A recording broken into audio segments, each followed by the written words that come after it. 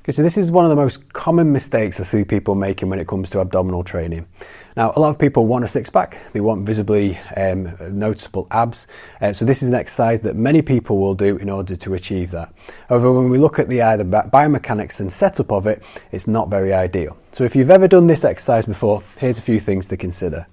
So with a cable crunch, what we've got going on is the first problem is that when we're getting into this position here like so, is that how much actual leverage we've got with the abdominals.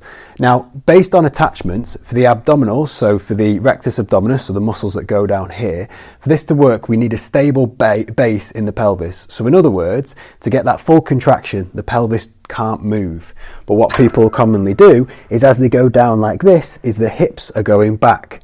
So what we've got is the hips going back at the same time that they're trying to crunch. So we never get that stability in the pelvis, which is again where the rectus abdominals attach, at the same time where we create the movement. The second problem with this is because of the amount of transfer we've got from the cables into the abs themselves, because grip is going to be a factor, triceps are also going to be used in the motion, and the actual transfer of the weight going into the abs is relatively minimal.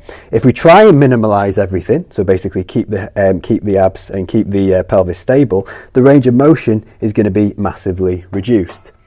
As well as this, is that in order to get that spinal flexion, it is massively dependent on your own spinal mobility. So if you have a lack of kyphosis, or if you have a lack of range of motion through the spine, it's going to be very hard to achieve, again, shortening of the abdominals. Therefore, this as an ab developer, or a movement that you add into your program, isn't the most ideal for your ab development. We're going to look at a solution to this, and something you can do which is not only going to help the development of your midsection, but it's also going to improve things from a functional aspect as well. So this variation doesn't directly target the rectus abdominis, which is your typical six-pack. However, it is very good for your obliques, your TVA, which are deeper muscles, which also control torso rotation. But if you do this and you're sticking to your diet, so you're reducing body fat, you will notice an improvement in the way your midsection appears. Now what you'll need for this are 2 dumbbells, a mat and a light medicine ball. I've got a 5 kilo one here, but if you do want to use something else which is even lighter, so just a styrofoam ball, that is also fine as well. So what you're going to do is put the ball between the knees like this. You're going to get the dumbbells out to the side so they provide an anchor like this, so they're going to weigh you down. You're then going to bring your knees up to the top like this and squeeze the ball, and just slowly bring yourself out to the side like that.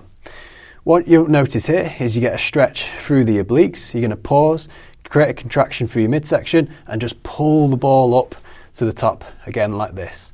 You're going to go to the side like so. You're going to pause, squeeze the ball with your thighs, and slowly pull yourself up. So a key thing with this one is not to use momentum. So again, you don't want to be rocking from side to side like this. You want to squeeze slowly lower so you get that stretch. You're going to pause in that stretch position, contract, and pull the ball up slowly like so. Doing anywhere from 8 to 10 per side.